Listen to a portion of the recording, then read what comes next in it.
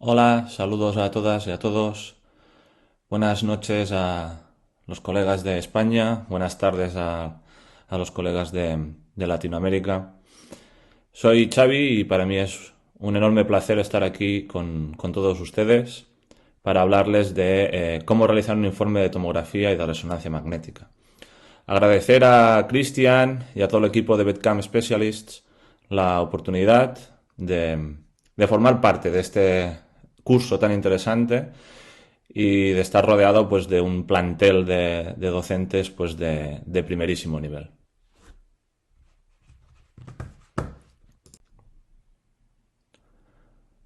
Empezamos ya la sesión de hoy pues remarcándoles un poco la estructura, el guión que vamos a seguir a lo largo de estos 50-55 minutos que nos va a ocupar la ponencia.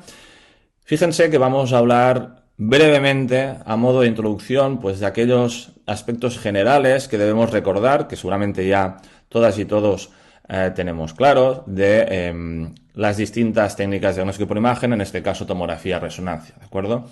Luego ya nos centraremos en la tomografía computarizada para dar paso posteriormente a la resonancia magnética y, como pueden ver, el esquema va a ser exactamente el mismo. Antes de centrarnos en la elaboración de informes, tanto de una técnica como de la otra, vamos a recordar cuáles son aquellos aspectos más importantes en el protocolo de interpretación de una y otra técnica, ¿de acuerdo? Porque es imprescindible repasar estos conceptos básicos que hemos ido ya comentando a lo largo del curso para luego tener muy claro qué escribir y cómo escribirlo, ¿de acuerdo? Porque al final el objetivo de la sesión es que sepamos transmitir de forma correcta toda aquella información que hemos extraído de las dos pruebas de diagnóstico por imagen, la tomografía y la resonancia. Por último, acabaremos la sesión de hoy hablando de aquellos errores más frecuentes, ya no solo en la elaboración de informes, sino también en cuanto a interpretación diagnóstica. El último apartado, como pueden ver, va a centrarse en varios casos clínicos como ejercicio, como ejemplo de lo que debemos aprender hoy, que es elaborar un informe ya sea de tomografía como de resonancia magnética. Verán que ambos informes van a constar de los mismos apartados, básicamente un primer apartado técnico con ventanas, con grosores, pre y post contraste, tanto en tomografía como en resonancia, cuando ya pasaremos a hablar de secuencias, también con, sin contraste, gadolinio en este caso, y obviamente la nomenclatura va a ser distinta a la hora de seguir con los distintos apartados que van a seguir a continuación, que son descripción, interpretación, diagnóstico diferencial y conclusiones o comentarios. Entonces, nos centraremos también en las diferencias y en las similitudes de los informes de tomografía y de resonancia.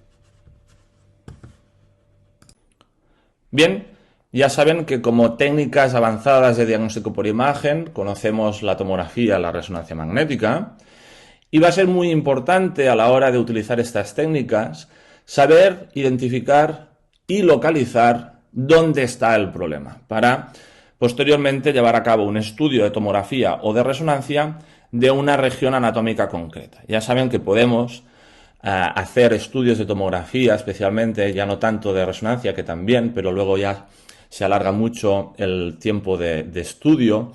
Podemos hacer estudios de tomografía de resonancia de varias regiones anatómicas. Eso ya lo saben ustedes. Sin embargo, obviamente lo más importante es intentar identificar y, como os decía, localizar de forma más o menos precisa dónde está el origen del problema para luego hacer un estudio de tomografía o de resonancia de una región anatómica concreta y no caer en el error de hacer estudios de tomografía de cuerpo entero para localizar e identificar el problema una vez ya hemos llevado a cabo el estudio de tomografía. Eso ya es responsabilidad nuestra, previa al estudio de tomografía, el saber discernir el origen del problema. Como ya saben, estas técnicas de diagnóstico por imagen nos aportan un alto detalle anatómico. Eso nos deja un poco en evidencia en cuanto a las carencias que podamos tener a la hora de conocer la anatomía de aquella región o de todo el paciente, ¿de acuerdo? Nos exigen, estas técnicas de diagnóstico por imagen avanzadas, un alto conocimiento de la anatomía del paciente para poder aprovechar al máximo las capacidades y el detalle anatómico que nos ofrecen ambas técnicas de diagnóstico por imagen. Una carencia, un desconocimiento de la anatomía de la región nos va a provocar una falta de información que va a estar ahí presente, pero nosotros no vamos a saber identificar o que vamos a interpretar de forma incorrecta. Con lo cual, ya sé que lo habrán oído ustedes de muchos y muchas de nosotros y nosotras en casi todas las ponencias de diagnóstico por imagen, pero insisto en la importancia de tener un conocimiento preciso y amplio de la anatomía del paciente para aprovechar al máximo las virtudes y las capacidades de estas dos técnicas de diagnóstico por imagen. En este sentido, como pueden ver, aquí les he puesto dos referentes, uno más clásico, que es el libro del Miller, la anatomía del perro. Este libro, pues, ya vamos por la 5ª edición, es un clásico, es el referente o el referente de muchos de nosotros a la hora de consultar o seguir aprendiendo la anatomía de nuestros pacientes. Fijaros que también tenemos como alternativa o como complemento este recurso de aquí muy interesante, seguro que ya lo conocen también, que es el Imayos, donde pueden acceder a gran cantidad de imágenes anatómicas, ya sea de tomografía o de resonancia, ¿de acuerdo? Por lo tanto, dos recomendaciones personales a la hora de ampliar ese conocimiento de anatomía para luego aprovechar al máximo la información que nos aportan las técnicas de diagnóstico por imagen avanzadas.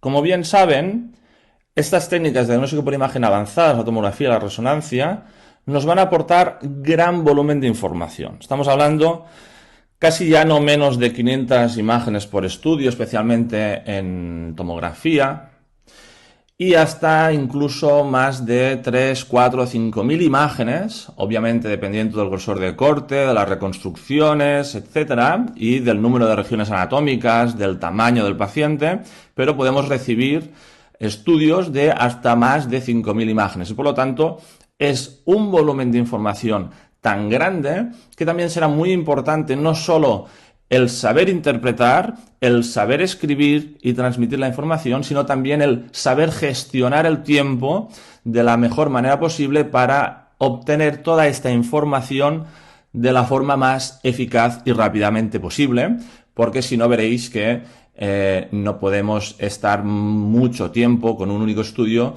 especialmente si nos dedicamos única y exclusivamente a interpretar este tipo de pruebas, ¿de acuerdo? Si estamos más de 30, 40, 50 minutos por estudio, luego veréis que si tenéis 8, 10, 15, 20, 25 estudios al día, no vais a tener suficiente tiempo para abarcar todos estos estudios. Por lo tanto, un factor importante también será el cómo gestionar ese tiempo para ni prescindir de información importante, obviamente, vamos a tener que consultar todas y cada una de estas imágenes, no hay imágenes que no sean importantes, todos los estudios de tomografía de resonancia se tienen que revisar de la primera a la última imagen, sin embargo, y obviamente esto también nos ayudará a la experiencia y al entrenamiento, deberemos ir siguiendo un orden y con una idea más o menos fija para poder interpretar de forma rápida y a la vez fiable esos estudios para, como os digo, aumentar nuestra eficacia y gestionar mejor el tiempo, ¿de acuerdo? Ya saben también ustedes que estas técnicas, especialmente la tomografía, pues nos van a permitir no solo obtener, en el caso de la tomografía, insisto, no solo obtener muchas imágenes nativas, entre comillas, originales, las que nos aporta el propio aparato, sino que también vamos a poder reconstruir, obtener imágenes a partir de los datos de ese estudio, vamos a poder reconstruir imágenes en diferentes planos, ya sea sagital, dorsal, también obtener proyecciones de máxima intensidad, de mínima intensidad en 3D y endoscopia virtual. Y como pueden ver, pues el tiempo de estudio se va alargando cuanto más estemos centrándonos en este tipo de recursos, ya sean reconstrucciones o especialmente si ya caemos en procesos más laboriosos como pueden ser las reconstrucciones 3D o incluso ya la endoscopia virtual que acaba necesitando o requiriendo mucho tiempo a la hora de colocar bien la cámara y de obtener imágenes de calidad para su interpretación y para que puedan ser útiles. Como les decía, va a ser muy importante la optimización del tiempo que le dediquemos a cada uno de los estudios, tanto de tomografía como de resonancia. Para conseguir optimizar este tiempo, resulta prácticamente imprescindible llevar a cabo un protocolo de interpretación sistemático, ordenado, que nos permita estar seguros de que no prescindimos de ninguna estructura anatómica importante y a la vez coger cierta velocidad de entrenamiento para que este tiempo dedicado a cada uno de los estudios se vaya progresivamente acotando o reduciendo. Va a ser muy importante también, a la hora de interpretar estos estudios, conocer los distintos artefactos, como ya saben, de una y otra técnica, para conocer la diferencia entre artefacto y lesión, no caer en el error, en la confusión entre artefacto, lesión o viceversa. Muy importante porque si no vamos a estar haciendo una interpretación incorrecta y por lo tanto en el informe vamos a escribir hallazgos, lesiones que en realidad no lo son y que se deben o bien a la técnica o bien al paciente o bien al propio equipo. Importante también diferenciar, discernir qué es aquello clínicamente significativo de aquellos hallazgos que deben recogerse en nuestro informe, pero dándole aquella relevancia que tienen, es decir, poca o nula. ¿De acuerdo? Cuando hablamos de hallazgo, normalmente es porque no tiene demasiada importancia o relevancia clínica en ese estudio en particular. A diferencia de aquellas lesiones que sí son clínicamente significativas, que van a responder a aquellas preguntas del clínico o incluso de nosotros mismos, de los radiólogos, en cuanto a qué está sucediendo en ese paciente y si lo que estamos viendo da respuesta o justifica los signos clínicos del paciente. Muy importante, en este sentido, diferenciar también cuáles son aquellas lesiones o signos que son clínicamente relevantes o son más o menos importantes de aquellos que justifican el cuadro clínico. Por ejemplo, si vemos un pequeño nódulo en el pulmón y el paciente viene una clínica digestiva de vómitos, diarrea, etcétera, obviamente el nódulo pulmonar va a ser clínicamente relevante, pero no va a ser justificación del cuadro clínico. Con lo cual, deberemos diferenciar entre hallazgo más o menos irrelevante de aquellas alteraciones o lesiones más o menos significativas clínicamente, de por último aquello que nos está justificando o que nos da respuesta a la pregunta de ¿qué le está sucediendo al animal? Pues bien, encuentro en un estudio de tomografía una pancreatitis y por lo tanto es justificación del cuadro clínico del paciente.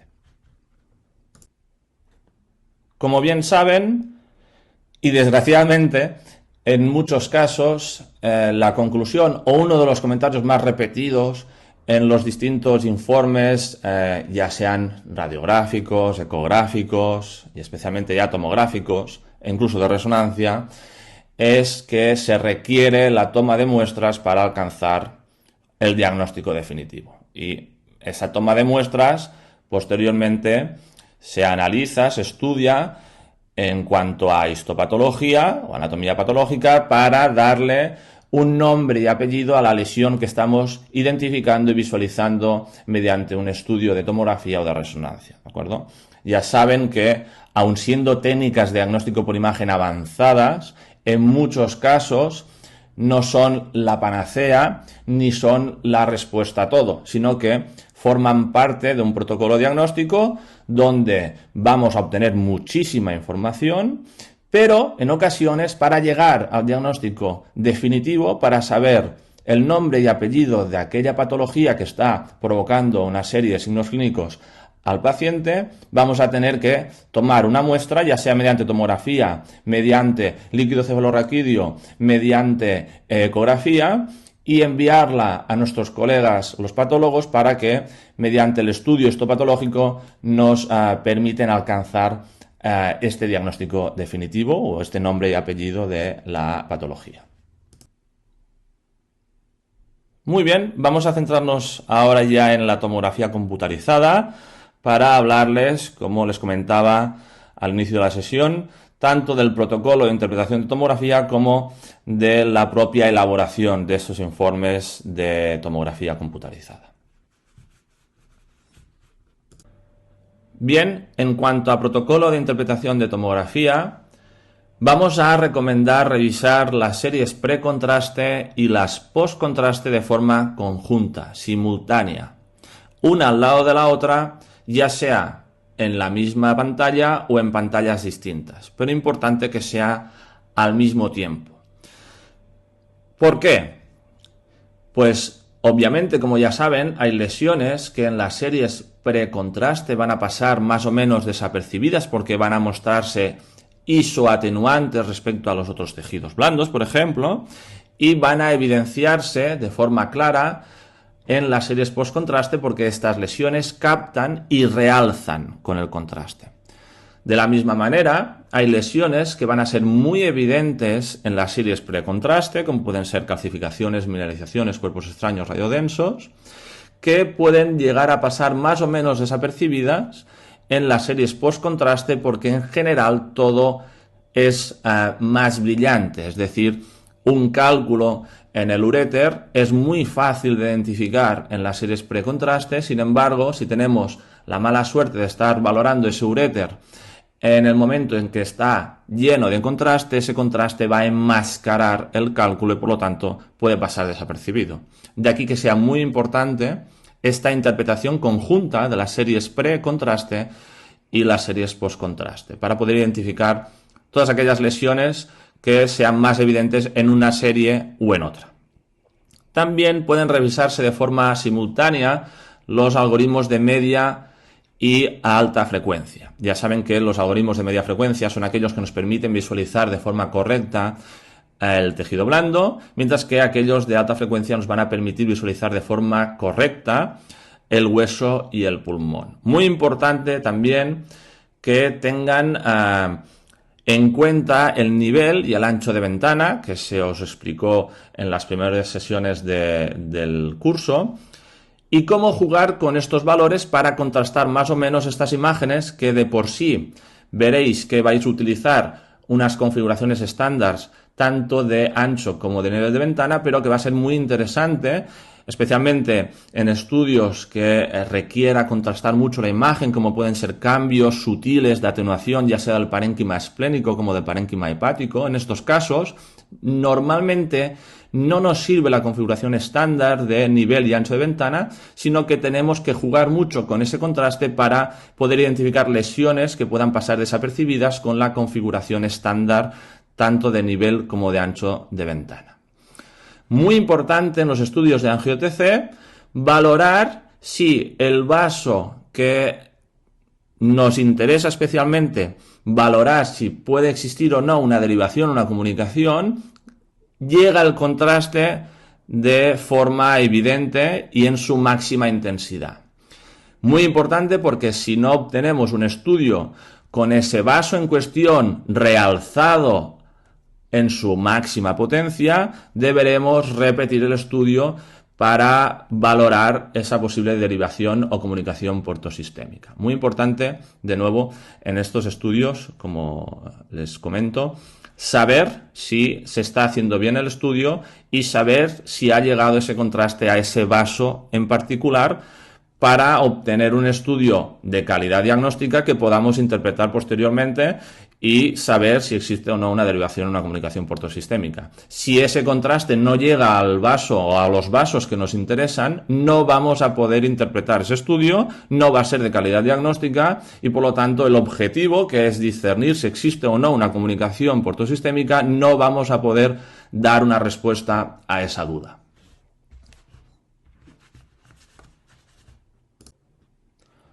Durante la interpretación también podemos incluir el topograma o scout, que son sinónimos, como ayuda de orientación para las distintas secciones.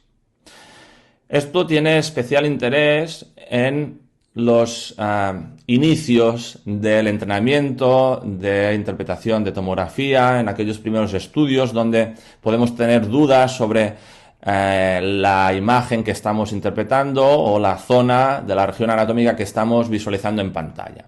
Sin embargo, a medida que cogemos experiencia en entrenamiento, normalmente no utilizamos estos scouts, estos topogramas, porque ya tenemos clara la orientación, la referencia anatómica y sabemos perfectamente en qué sección transversal se está produciendo o se está exponiendo esta imagen. Muy importante o interesante, como les digo, en estos estadios iniciales de aprendizaje donde vamos a necesitar orientarnos y saber dónde está esta imagen en cuestión, a qué nivel de la anatomía del paciente estamos obteniendo esta imagen, que sería, como bien saben, la línea verde. La línea verde es la que nos muestra luego las tres imágenes de alrededor. En este caso, ya saben, precontraste, postcontraste y ventana de pulmón. Las dos superiores son ventana de tejido blando. Las líneas naranjas, en este caso, fíjense que lo que están marcando es la región anatómica, el inicio y el final del estudio de tomografía.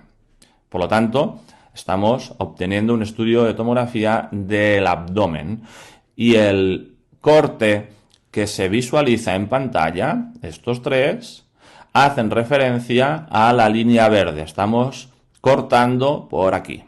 A medida que nos vamos hacia caudal, verán que esta línea verde se desplaza y obviamente estas imágenes cambian y hacen referencia a la sección o línea verde. Otro ejemplo de utilización de scout o topograma, en este caso en un estudio de tomografía de abdomen. Fíjense que este topograma o scout, como bien saben, es muy parecido, prácticamente idéntico en este caso a una proyección radiográfica lateral de abdomen, donde de nuevo es la línea verde la referencia o la que nos indica a qué nivel estamos obteniendo estas imágenes. En este caso, en una zona más o menos media del abdomen, donde ya aparecen ambos riñones, ya sea sin contraste, como en la imagen superior izquierda, aquí no hemos administrado contraste todavía, o exactamente el mismo corte, la misma sección con contraste. En una fase más temprana, esta imagen de aquí, una fase más tardía. ¿De acuerdo? Series post-contraste, la imagen superior derecha, imagen inferior izquierda.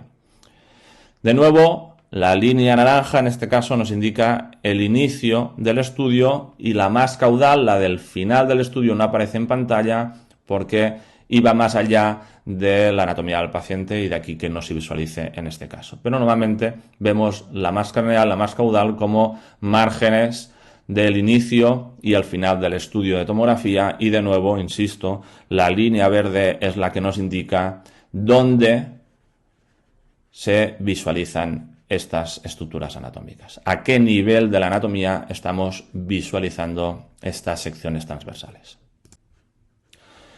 Fíjense que las reconstrucciones multiplanares, esas secciones ya sean sagitales, como en este caso de aquí, o las dorsales, muy útiles a la hora de interpretar, van a ser en ocasiones imprescindibles a la hora de entender la relación anatómica de los distintos órganos o incluso del propio proceso patológico. En este caso, observamos una masa que lo que está provocando es un desplazamiento dorsal y un colapso de la luz del colon descendente y del recto. Fíjense que en la información original o nativa, en la sección transversal, vemos esta masa, pero no es tan fácil de identificar esta relación anatómica o entender qué es lo que está provocando esta masa. En la reconstrucción dorsal vemos la morfología alargada de esta masa y de nuevo lo que está implicando en cuanto a estructuras anatómicas vecinas, como son la vejiga y el colon. Estas reconstrucciones, pues, nos van a ayudar en muchas ocasiones a entender lo que está sucediendo y también a conocer el origen de una masa, en este caso intrapélvica, que por morfología y por desplazamientos es compatible con una neoplasia vaginal. Bien, en cuanto al protocolo de interpretación de tomografía, entrando ya propiamente en materia, el primer paso va a ser valorar la calidad diagnóstica del estudio. Esto es aplicable a cualquier prueba de diagnóstico por imagen, ya sea radiología, ecografía, tomografía, resonancia. El primer paso siempre debe ser saber si aquel estudio presenta calidad diagnóstica suficiente como para que nosotros podamos interpretar de forma fiable. Por lo tanto, y en el caso de la tomografía, valorar la técnica y el posicionamiento del paciente, los algoritmos utilizados, media, alta frecuencia y los márgenes. Por lo tanto, saber si aquella configuración del Display Field of View es correcta o no.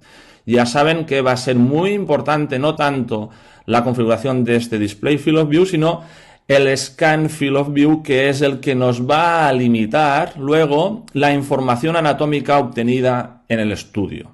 Por lo tanto, muy importante durante la obtención de las imágenes saber si toda la anatomía del paciente, especialmente aquella que nos interesa en ese caso, está incluida en las imágenes, en el estudio, ¿de acuerdo? Si es un estudio de tomografía torácica, que ese estudio abarque hasta la parte más caudal de los pulmones. Si es un estudio de tomografía abdominal, que ese estudio abarque hasta los sacos anales. Importante llevar a cabo también antes de la administración de contraste, porque si no, este error en el estudio se va a prolongar y vamos a tener no solo las series precontraste, sino también las series post-contraste con este error en cuanto a inclusión de la anatomía del paciente. Por lo tanto, muy importante antes de administrar el contraste estar convencidas y convencidos de que el estudio es correcto, porque si no, vais a tener que repetir tanto el estudio inicial, las series precontraste, como volver a administrar el contraste pasado un tiempo prudencial, obviamente, para permitir que se excrete, que se elimine y por lo tanto aumentar la dosis de radiación recibida por el paciente, alargar el tiempo de anestesia, sedación y obviamente también alargar nuestro tiempo de dedicación a ese estudio y demorar la interpretación en caso de que se trate de una interpretación urgente. Una vez ya sabemos que ese estudio tiene calidad diagnóstica, que es técnicamente correcto, el segundo paso va a ser valorar la presencia o no de artefactos, especialmente el de movimiento, muy importante y muy frecuente en los estudios de tomografía, especialmente aquellos que son de tórax. ¿Ese artefacto nos impide una correcta interpretación? ¿Ese artefacto dificulta la interpretación? ¿Ese artefacto nos impide dar una respuesta al clínico sobre una patología en concreto? Por ejemplo, si el objetivo del estudio de tomografía torácica es identificar un cuerpo extraño en el interior de los bronquios, va a ser imprescindible que no exista este artefacto de movimiento, porque al existir artefacto de movimiento, la imagen de los bronquios va a ser completamente borrosa y no vamos a poder saber si existe o no existe un cuerpo extraño en el interior de los bronquios. Debemos revisar los estudios de tomografía, exactamente igual que para cualquier otra técnica de diagnóstico por imagen, utilizando un abordaje sistemático de todas las estructuras anatómicas. Podéis estableceros un orden de evaluación, el que sea, pero que os permita identificar todas y cada una de las estructuras, ¿de acuerdo? No me importa qué orden establezcáis para hacer vuestras interpretaciones y elaboraciones de informes. Lo que me importa es que siempre utilicéis el mismo protocolo, es decir, buscad el protocolo que más os guste o el que os sintáis más cómodas y cómodos y utilizadlo. Obviamente, si veis que tiene alguna carencia, algún error, pues lo resolvéis, lo mejoráis. Pero no vayáis cambiando de orden, no empecéis de caudal a craneal, luego el siguiente estudio de craneal a caudal, ahora de fuera a dentro, ahora de dentro a fuera, porque esto lo que va a aumentar es la probabilidad de que cometáis algún error o que obviéis alguna estructura anatómica que pueda ser más o menos importante. Ya sabéis que en todos los estudios de tomografía vuestras interpretaciones deben ser completas. Aunque el motivo de la consulta sea tos, debéis interpretar, debéis dedicarle tiempo al músculo esquelético y a todas las estructuras, no solo aquellas que puedan dar una respuesta a si presenta tos por una causa pulmonar o no, sino también al resto de estructuras que, aun no siendo responsables de la clínica del paciente, debéis interpretar y anotar en el informe. Un posible orden de interpretación para los estudios de TC abdominal sería el siguiente. Siempre empezar por la evaluación de la técnica del posicionamiento, es decir, si ese estudio técnicamente es de calidad diagnóstica o no. Si existen artefactos, si estos artefactos impiden, dificultan o permiten la interpretación de ese estudio. A partir de aquí, un posible orden sería iniciar la interpretación con las estructuras más externas, es decir, pared abdominal, estructuras extraabdominales, pasar al espacio peritoneal, retroperitoneal, para luego ya centrarnos en el hígado, el bazo, tracto urogenital, gastrointestinal y dejar para el final aquellas estructuras de pequeño tamaño que necesitan más tiempo, más dedicación, más detalle visual, como pueden ser las glándulas adrenales, el páncreas y los ganglios linfáticos.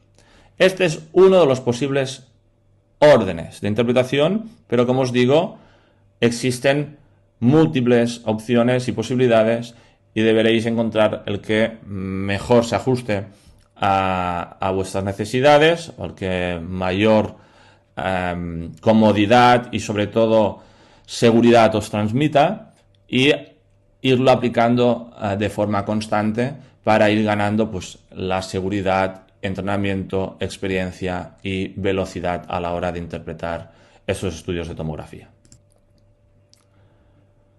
Un posible ejemplo también de orden de interpretación sería el siguiente: ir de craneal a caudal. Fíjense que las imágenes superiores son secciones más craneales que las imágenes inferiores, por lo tanto, llevar a cabo barridos de craneal a craneal, varios barridos para asegurarnos que visualizamos, identificamos e interpretamos todas y cada una de las estructuras anatómicas, ¿de acuerdo? Normalmente, como os digo, pues hacemos varios barridos de craneal a caudal, y en este sentido ustedes pueden empezar de caudal a caudal o viceversa. El orden, de nuevo, no es tan importante, lo importante es que hagan varios barridos y de forma completa. En estas imágenes podemos ver secciones transversales en la parte más caudal del abdomen de este paciente canino, donde podemos ver la próstata y un testículo localizado en la región perineal, que es ectópico, por lo tanto un caso de criptorquidia. Fíjense que es importante también, como en este caso, visualizar las distintas series, ya sean precontraste como postcontraste. Las precontraste serían estas de aquí, las imágenes izquierdas, y las postcontraste en distintos momentos. Ya saben que existe una fase arterial y otra venosa, incluso pueden haber arterial tardía, venosa tardía y fase de lavado. Pues fíjense que aquí podemos identificar contraste en los vasos y en el parénquima de esta próstata, o incluso en el epidídimo y cordón espermático del testículo. Muy bien, una vez ya tenemos claro el protocolo de interpretación, el orden, sabemos que ese estudio de tomografía es de calidad diagnóstica, hemos identificado la presencia o no de artefactos, pues ahora sí que podemos pasar a elaborar el informe de tomografía. La interpretación previa a la elaboración o a la par de la elaboración, Y aquí fíjense que va a ser muy importante la interpretación, una interpretación muy minuciosa y de nuevo sistemática, que va a implicar los siguientes pasos. Una primera fase de reconocimiento, de búsqueda. Una posterior fase descriptiva, que es el informe en cuestión, para acabar en una fase interpretativa o de análisis en el que vamos a establecer un diagnóstico radiográfico, tomográfico o de resonancia y o un diagnóstico diferencial, que ya saben que no es más que una lista de posibilidades de la patología que pueda estar sufriendo nuestro paciente.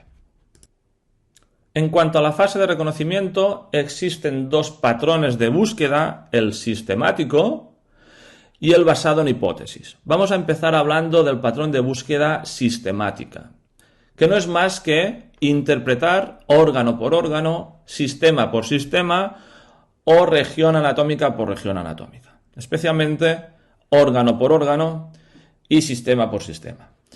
Este patrón de búsqueda debe adaptarse, obviamente, según la región estudiada. Las lesiones periféricas o inesperadas van a tener menos posibilidades de pasar desapercibidas utilizando este patrón tan sistemático, ¿de acuerdo? Porque vamos a ser muy minuciosos a la hora de ir de órgano a órgano y por lo tanto vamos a disminuir mucho la probabilidad de dejarnos un órgano y por lo tanto de identificar una lesión en alguno de estos órganos, por ejemplo abdominales, e incluso alteraciones en estructuras anatómicas periféricas. Importante llevar a cabo este patrón de búsqueda sistemática en aquellos pacientes traumatizados o geriátricos, donde van a existir muy probablemente un gran número de alteraciones. Se puede utilizar una lista de verificación junto al monitor para ayudar a llevar a cabo una interpretación completa, es decir, ustedes se pueden colocar una chuleta, un post-it, donde tengan una checklist y vayan marcando cada uno de los órganos que ya han visualizado e interpretado. Eso puede ayudar hasta tener muy entrenado este protocolo y obviamente ya que surja de forma espontánea. A continuación también un ejemplo de lista de verificación, en este caso este sistema establecido por los autores de un estudio científico donde ellos lo que hacían era proponer esta lista de verificación, este orden, a la hora de interpretar todas las estructuras anatómicas en un estudio de tomografía. Empezaban por el cráneo y el cuello. Fíjense que establecen por orden alfabético pues las distintas estructuras anatómicas a valorar en estos estudios de cráneo y cuello. En este caso, cavidades nasales, senos paranasales, nasofaringe, bullas timpánicas, huesos, alineación C1, C2, dientes, tejidos blandos. En cuanto a estructuras anatómicas a valorar en un estudio de tomografía de tórax, fíjense que empiezan por las vías respiratorias, luego los huesos, el corazón, el diafragma, líquido, mediastino y tejidos blandos. ¿De acuerdo? De esta manera se aseguran de no obviar ninguna estructura anatómica y por lo tanto ninguna alteración en ese estudio tomográfico de la región anatómica del tórax. En cuanto al abdomen, de nuevo, proponen empezar por aquellas estructuras que contengan aire, luego valorar huesos y vejiga, el contraste en aquellas series post-contraste, el desplazamiento de las estructuras anatómicas que pueda existir debido a una organomegalia o una lesión y el tamaño de los distintos órganos abdominales. En cuanto al esqueleto axial y apendicular, alineación, huesos, cartílago y articulaciones, implantes y tejidos blandos.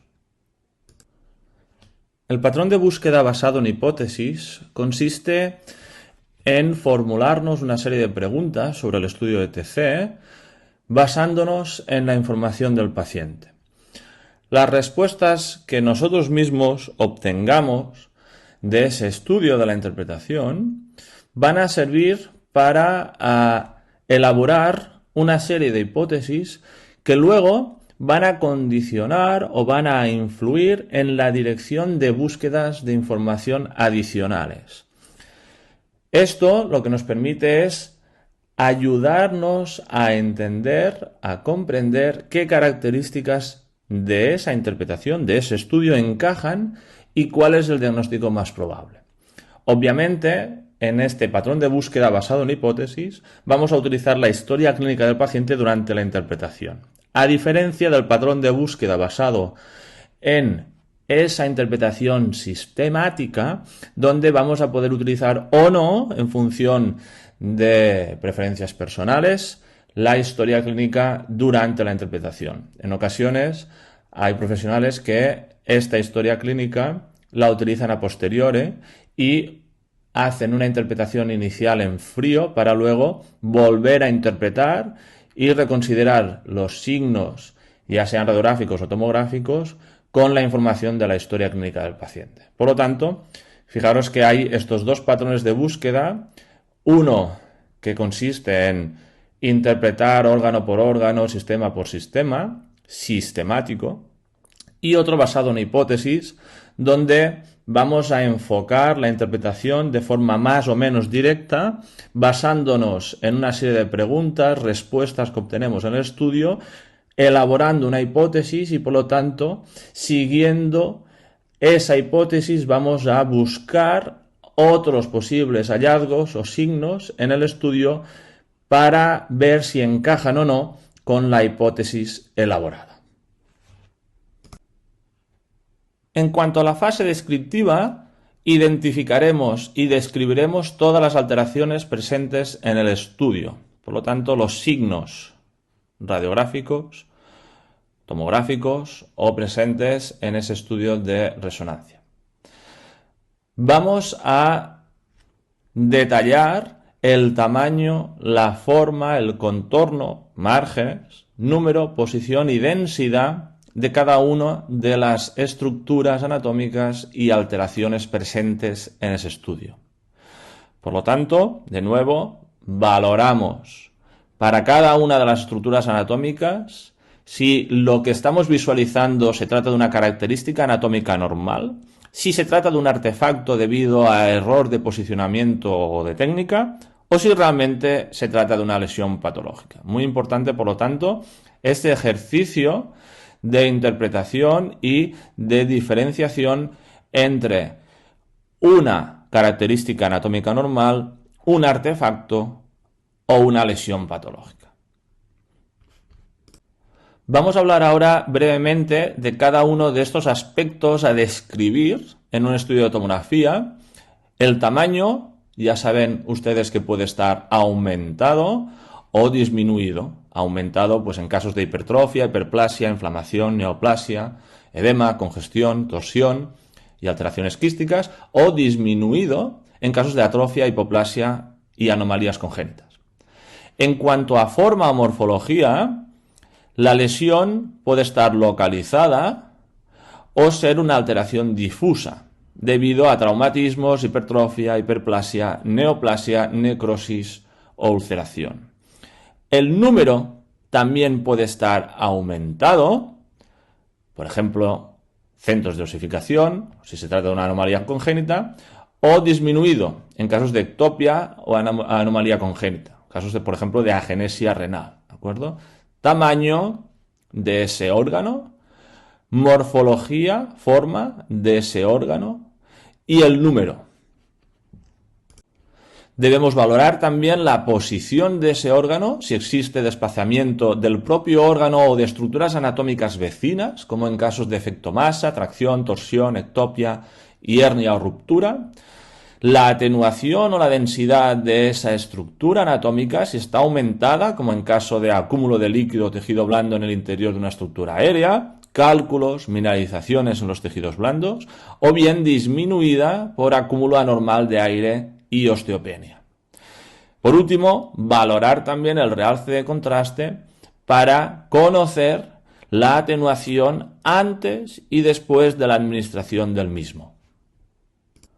Por último, la fase interpretativa o de análisis va a consistir en la elaboración del diagnóstico diferencial de cada una de las anomalías detectadas en el estudio. Debemos valorar estas alteraciones junto con la historia clínica, la anamnesis, los signos clínicos y los resultados de otras pruebas diagnósticas para determinar la relevancia clínica de las mismas, de forma ordenada y siempre de mayor a menor probabilidad. Veremos ejemplos de informes de tomografía donde es importante también para el lector y por lo tanto también para nuestros colegas veterinarios o aquellos que refieren un caso, por ejemplo, que sepan que lo más importante va a aparecer, lo más relevante clínicamente va a aparecer al principio de esta fase interpretativa de análisis y por lo tanto de este diagnóstico diferencial. A modo de resumen o de conclusión, en cuanto a la elaboración de informes de tomografía, recordar que estos informes de tomografía deben formar parte de cada una de las interpretaciones que hagamos.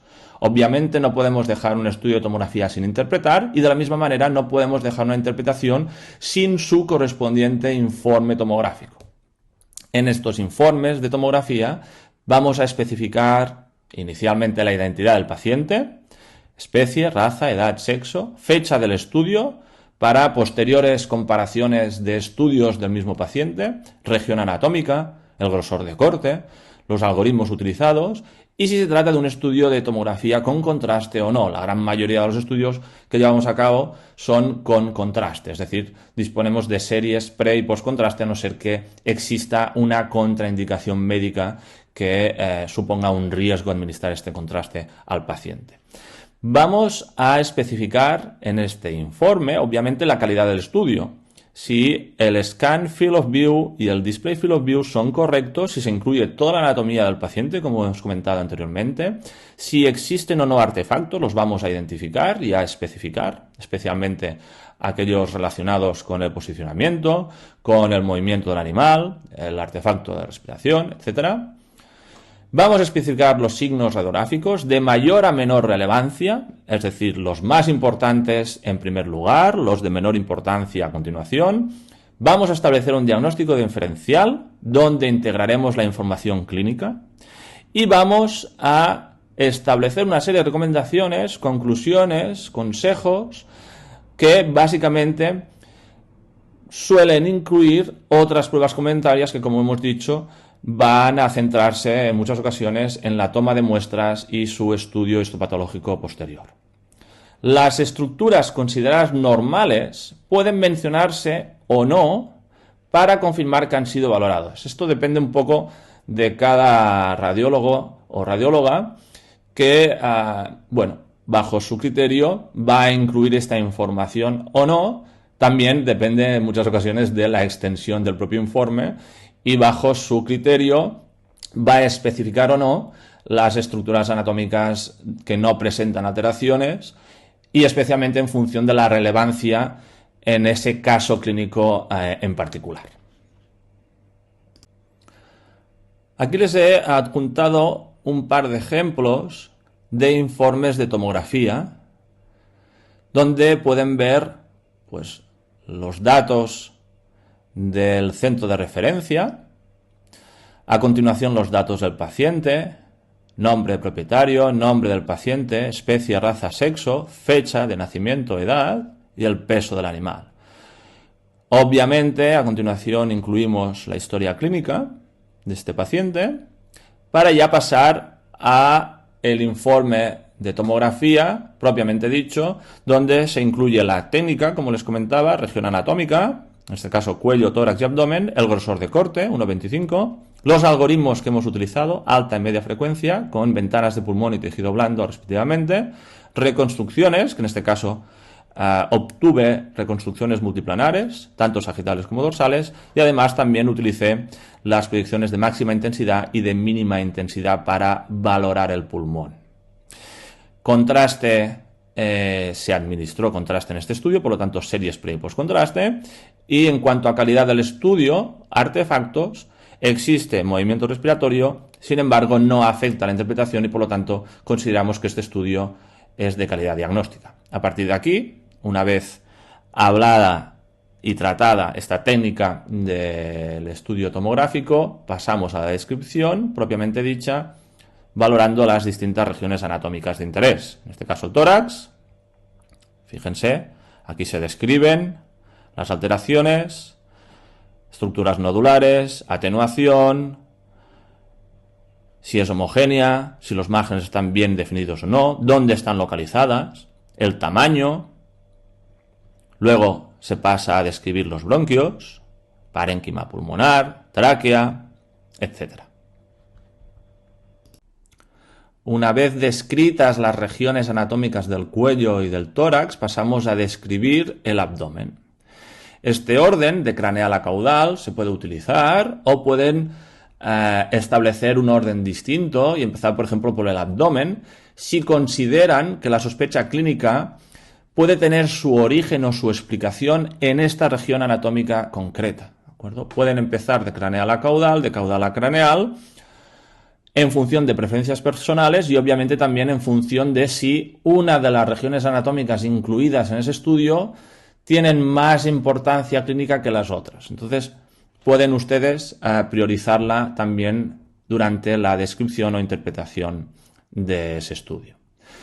Por ejemplo, en este caso, cuando hablamos del abdomen, identificamos una serie de alteraciones, estructuras circulares, hipoatenuantes, remarcamos también las unidades Hadfield de estas alteraciones, especificamos el tamaño, dónde se localizan, las marcamos con distintas flechas de distintos colores para que sean más fáciles de identificar tanto en el texto como en las imágenes.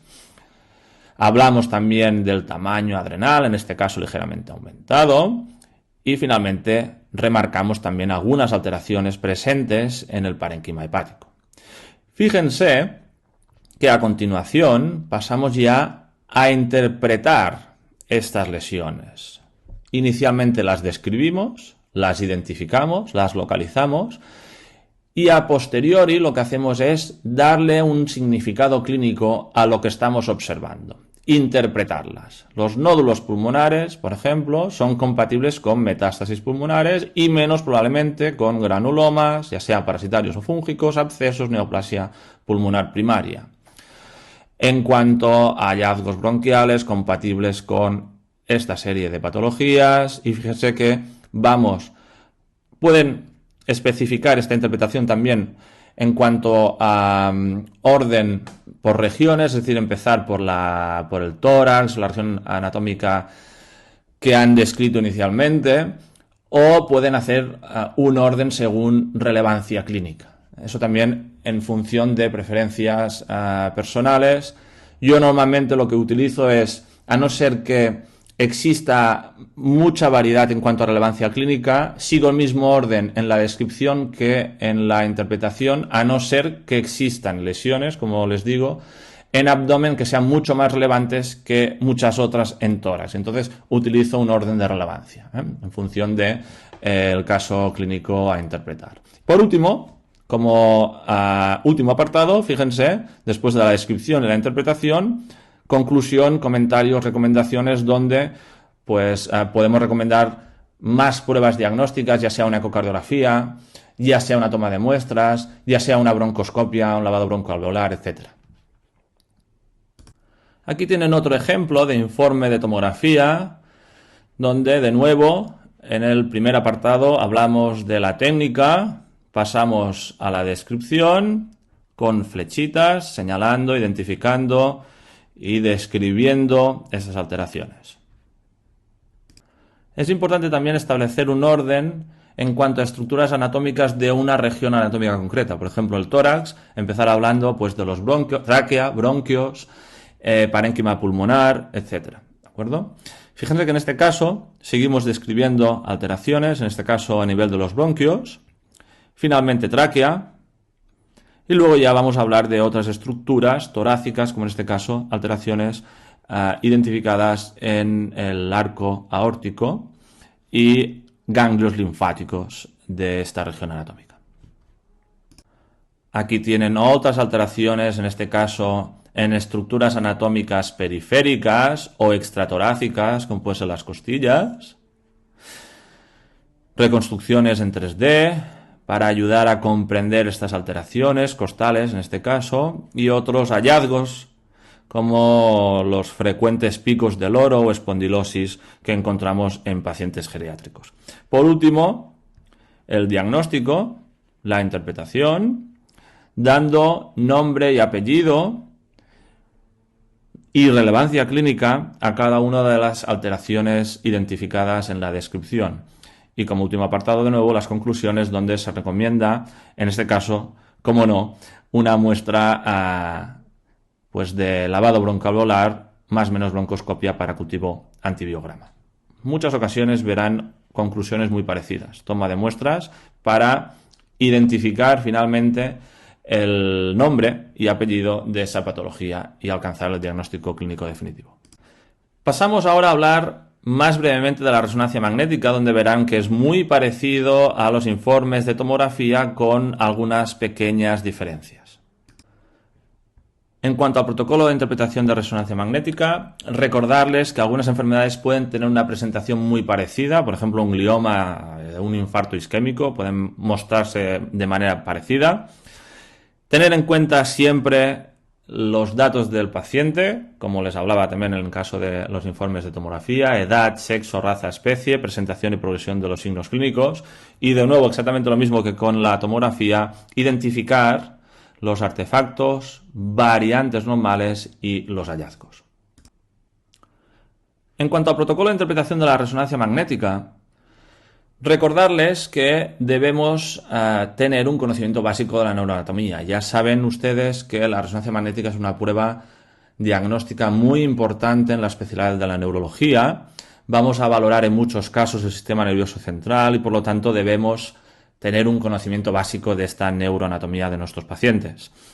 Aunque se centre en muchos casos en valorar el sistema nervioso central, la resonancia magnética también es útil para otras regiones anatómicas y otros sistemas y por lo tanto no debemos olvidar el resto de estructuras anatómicas en los estudios de resonancia que estén centrados principalmente en el sistema nervioso central, ya que en ocasiones podremos identificar y localizar lesiones que están relacionadas o no con la clínica de nuestro paciente. Debemos establecer un diagnóstico diferencial, el vitamin D, ya saben, clasificarlo según un problema o una alteración vascular, un proceso inflamatorio infeccioso, traumático tóxico, anomalía congénita, metabólico, idiopático, neoplásico, nutricional o degenerativo. Mismos apartados que en el informe de tomografía, descripción de la lesión, en este caso, de nuevo, región anatómica, cráneo, región cervical, torácica, lumbar, sacra, especie, adulto o inmaduro, secuencias, en vez de algoritmos, ventanas, ancho, nivel de ventana, aquí hablamos de secuencias y planos. Ya saben que la resonancia magnética, a diferencia de la tomografía, nos permite obtener de forma nativa distintas secuencias y también distintos planos, es decir, aquellas reconstrucciones multiplanares, dorsales y sagitales que obteníamos mediante los datos del estudio de tomografía, aquí podemos obtenerlas de forma nativa, podemos obtener planos transversales, pero también sagitales y dorsales de forma nativa, a diferencia de la tomografía. En cuanto a la descripción de la lesión, debemos tener en cuenta la localización de la misma, su distribución y extensión, la morfología, el tamaño, la señal, hiper, hipo, isointensa y los cambios asociados con esta lesión. En cuanto a la localización de las lesiones, es importante determinar si las mismas se encuentran dentro o fuera del sistema nervioso central. En cuanto a encéfalo, clasificamos las lesiones en cuanto a su localización como intraaxiales cuando éstas están presentes dentro del parénquima encefálico, ya sean rodeadas por el mismo o con poco o ningún contacto con el exterior, y como ejemplos de las mismas son los accidentes cerebrovasculares, algunas neoplasias como el glioma o procesos inflamatorios como las meningoencefalitis de origen desconocido. Como lesiones extraaxiales conocemos aquellas lesiones que provienen del exterior del parénquima encefálico, incluyendo también las meninges. Ejemplos de las mismas podrían ser neoplasias como meningiomas o sarcomas histiocíticos, fracturas de cráneo, abscesos, etc. De forma parecida a lo que ocurría con el encéfalo, las lesiones localizadas en la médula espinal se van a clasificar en extradurales, intradurales, extramedulares y intramedulares. Las lesiones extradurales son aquellas que provienen de fuera de las meninges. Ejemplos de las mismas serían extrusiones del disco intervertebral, neoplasias óseas, empiemas, entre muchas otras. Es probablemente la localización más común a nivel de la médula espinal. Las lesiones intradurales, extramedulares, son aquellas que se localizan o se sitúan en las meninges. Por lo tanto, ejemplos de las mismas serían los meningiomas y divertículos aracnoideos. Las lesiones intramedulares, por último, se localizan en el interior del parénquima de la médula espinal y como ejemplos tenemos los tromboembolismos fibrocartilaginosos, los gliomas y las meningomielitis de origen desconocido. En cuanto a la distribución y extensión de la lesión, hablaremos de una distribución focal, cuando existe una sola lesión localizada en una región determinada, multifocal, varias lesiones localizadas en una o varias regiones, difuso, una sola lesión que se extiende por varias regiones o estructuras. Obviamente, esta distribución y extensión de la lesión nos va a ayudar a determinar cuál es la etiología más probable, como por ejemplo neoplasias primarias del sistema nervioso, suelen ser focales, o varias lesiones más compatibles con metástasis. Importante también conocer la lateralización de las mismas, donde neoplasias, inflamaciones, infecciones y procesos vasculares van a presentar esta lateralización, mientras que otras patologías van a mostrarse simétricas, como en el caso de las enfermedades metabólicas, tóxicas o neurodegenerativas. Obviamente, existen excepciones a esta regla. En cuanto a morfología de la lesión, obviamente, debe ser evaluada con detalle. Algunas lesiones neoplásicas, como las metástasis, abscesos o infartos isquémicos territoriales, suelen tener formas redondeadas con bordes bastante bien definidos. En cambio, otros procesos, como las infecciones o las inflamaciones, tienen bordes menos definidos y suelen ser difíciles de describir. En cuanto al tamaño de la lesión, puede realizarse una valoración subjetiva, por lo tanto, determinar si aquella lesión es grande, extensa, pequeña, aunque siempre se prefiere la descripción objetiva.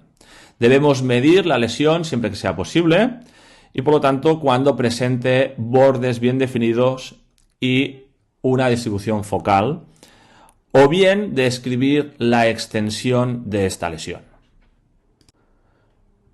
Como en el caso de la tomografía, cuando hablábamos de lesiones hiperatenuantes, hipoatenuantes, isoatenuantes, que realzan, no realzan de forma más o menos homogénea, heterogénea, etc. En el caso de la resonancia magnética vamos a hablar de la señal de la lesión y va a tratarse de una de las características más importantes. Debemos describir la señal de todas y cada una de las alteraciones. En el caso de T2 y FLAIR, van a ser muy útiles, como bien sabéis, para detectar la presencia de lesiones en el sistema nervioso central. Muchas patologías se muestran hiperintensas en T2 y en FLAIR, como por ejemplo las neoplasias, infecciones, inflamaciones, gliosis y edema. En algunos casos, la señal de algunas lesiones puede ser heterogénea, como en el caso de las calcificaciones o hemorragias en el interior de las mismas. Muy importante también describir los cambios asociados con la lesión. Por ejemplo, el efecto de las lesiones sobre el parénquima del sistema nervioso. Especialmente el efecto masa, frecuente e importante, en el que observamos desplazamientos y cambios de posición de cualquier estructura debido al crecimiento, invasión o compresión de una o diversas lesiones, ya sea en casos de neoplasia, procesos inflamatorios e infecciosos, accidentes vasculares, etc. Muy importante valorar estos cambios asociados con la lesión en función de si existe o no desplazamiento de la línea media, porque veréis que en muchos casos este efecto masa se va a identificar fácilmente porque provoca desplazamiento de la línea media. Como cambios asociados con la lesión, también existen los desplazamientos de grandes zonas de parénquima o incluso herniaciones. Ya saben ustedes que existen varias herniaciones posibles, una de ellas la herniación cerebelosa, en las que el cerebelo atraviesa el foramen magno y se desplaza hacia la cisterna magna. La herniación transtentorial es aquella en la que parte del parénquima cerebral atraviesa el tentorio y comprime el cerebelo. Y por último, la herniación subfalcial es aquella en la que parte de un hemisferio se desplaza medialmente hasta comprimir el lado contralateral.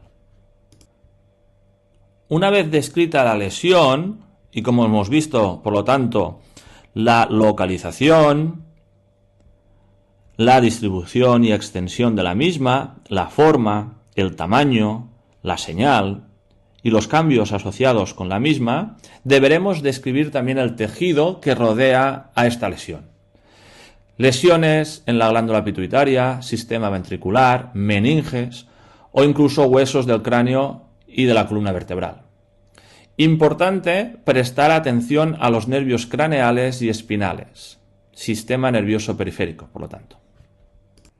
Por último, deberemos evaluar las estructuras extracraneales o estructuras adyacentes, como pueden ser la columna vertebral. Bullas timpánicas, oído interno, músculos masticadores y discos intervertebrales. Otras estructuras no pertenecientes al sistema nervioso, como las glándulas salivares, ganglios linfáticos, músculos paravertebrales y órganos abdominales, deberán también interpretarse con detalle en busca de posibles lesiones que tengan relación o no con la clínica del paciente.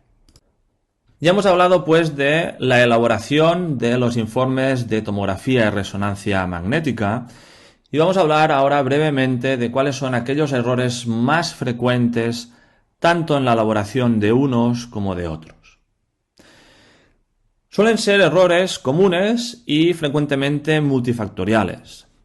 Pueden deberse, en muchos casos, a una técnica incorrecta, a errores en la percepción y por lo tanto en la interpretación de la información, a falta de conocimiento, experiencia, y también en errores en el momento de tomar decisiones.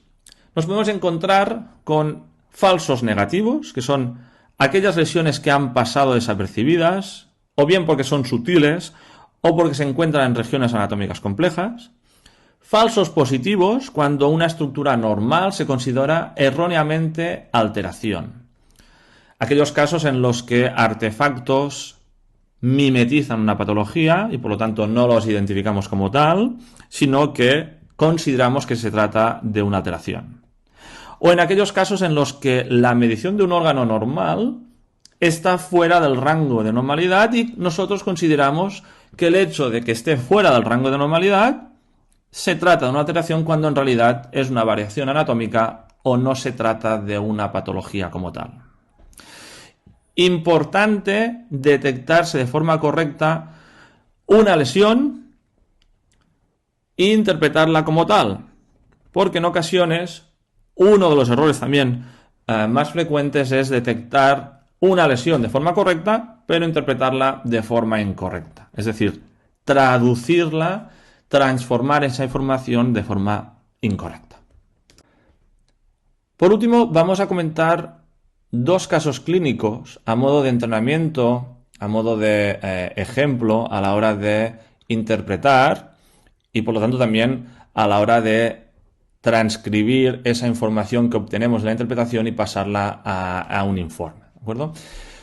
Les voy a presentar estos dos casos clínicos. Empezamos por este que es de abdomen. Fíjense que parece un estudio tomográfico de abdomen sin contraste, sin embargo, cuando lleguemos a la zona de la vejiga verán que algo de contraste todavía queda en esta vejiga. Este es un paciente que se sometió a resonancia magnética con contraste, gadolíneo, y luego se llevó a cabo este estudio de tomografía abdominal y por lo tanto verán algo de contraste en la vejiga de la resonancia que se había llevado a cabo previamente. Si vamos a valorar las distintas estructuras abdominales, recuerden que estos estudios sin contraste o con un contraste tan tardío que ya prácticamente pues se ha excretado o que queda poquito en la vejiga, fíjense que no aportan tampoco muchísima información en cuanto a alteraciones. Más allá de aquellas que puedan brillar y que sean hiperatenuantes, como les comentaba anteriormente, aquellas lesiones que sean calcificaciones, mineralizaciones, cálculos. En cuanto a morfología, sí que nos permite obtener información de las distintas estructuras abdominales, pero obviamente mucha menor información de la que nos permitirá obtener las series post-contraste. En este caso, fíjense que no existe riñón izquierdo. Aquí tenemos el riñón derecho.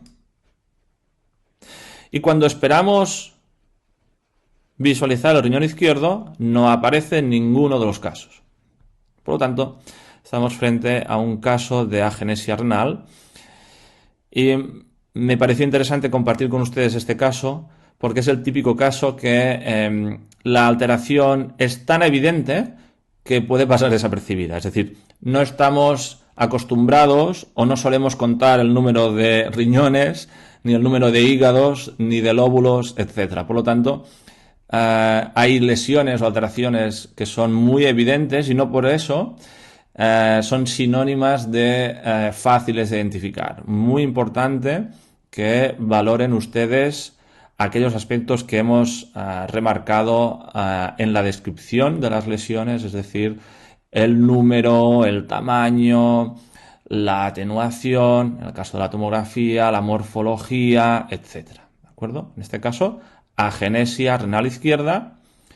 Y no solo eso, también existe otra alteración, más evidente en estas reconstrucciones dorsales, donde podemos ver la ausencia de este riñón izquierdo, pero también otra alteración vascular, anecdótica, un hallazgo frecuente, que pues en este caso no tenía relevancia, pero que debemos informar, identificar e informar.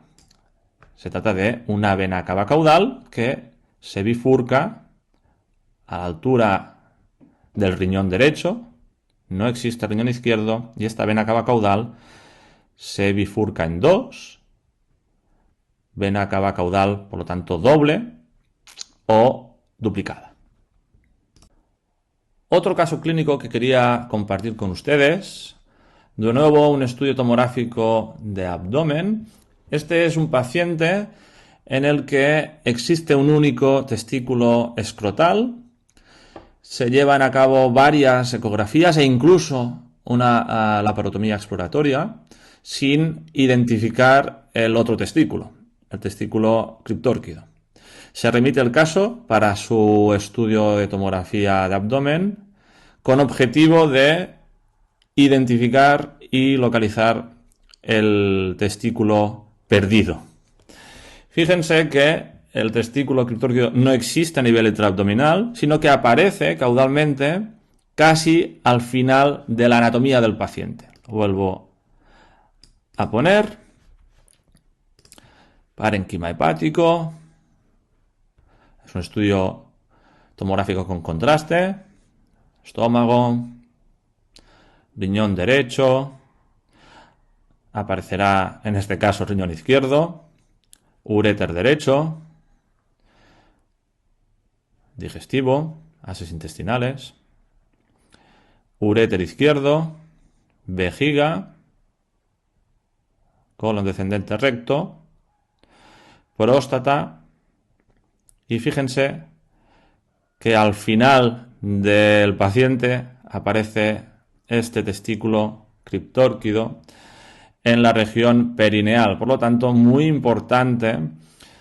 En el caso anterior, valorar las distintas estructuras anatómicas de forma ordenada y sistemática para percatarnos de que falta un riñón, en ese caso el riñón izquierdo, y por lo tanto identificar la agenesia renal izquierda. Y en este caso, muy importante también, valorar todas las estructuras, en este caso también extraabdominales, con tal de identificar, en este caso, el testículo que obviamente, tal y como no pudieron hacer mediante las ecografías, el testículo no existe en cavidad abdominal, sino que está al final, en su región más caudal de la anatomía del paciente, en la zona perineal, una localización extraña, infrecuente, pero que en este caso la tomografía nos permite identificar. No quería finalizar la sesión de hoy sin recomendarles este recurso, esta página web, que desde mi punto de vista es muy interesante. Es una página web donde existen hasta casi 300 casos de tomografía y creo que es muy útil para adquirir experiencia, entrenamiento, no solo a la hora de interpretar estos estudios de tomografía, sino también a la hora de elaborar informes de tomografía. Si consultan este recurso, verán que es de pago. Sin embargo, hay hasta 300 casos que ustedes se pueden descargar y visualizar, interpretar, elaborar su respectivo informe tomográfico y compararlo con el informe que también está recogido en esta página web por cada uno de los casos. Por lo tanto, creo que es un recurso que elaboró en su momento un colega diplomado en diagnóstico por imagen y que les puede ser útil a la hora de entrenar e ir adquiriendo experiencia y velocidad a la hora de interpretar estos casos de tomografía y también a la hora de elaborar informes comparando el suyo propio con el que ha elaborado el colega diplomado y ver en qué aciertan y en qué se equivocan para seguir aprendiendo y mejorando. Si quieren consultarlo, es esta página web que se llama Veterinary CT Masterclass. Y por mi parte eso es todo. Les agradezco su atención y su paciencia. Al final la sesión se ha demorado algo más de lo previsto. Espero que les haya resultado útil. Es una temática que a priori puede no resultar atractiva como otras sesiones del curso, pero sí que es muy importante que sepamos no solo interpretar, sino también escribir y transmitir, comunicar correctamente la información obtenida de nuestras interpretaciones. Agradecer de nuevo a VetCam Specialist la oportunidad de ofrecerles esta ponencia y quedo a su entera disposición para cualquier duda que les haya podido surgir durante la sesión y estaré encantado de resolverla en el chat de WhatsApp. Muchas gracias de nuevo, espero que nos reencontremos en algún congreso, en algún otro curso y hasta entonces mucha salud y un abrazo.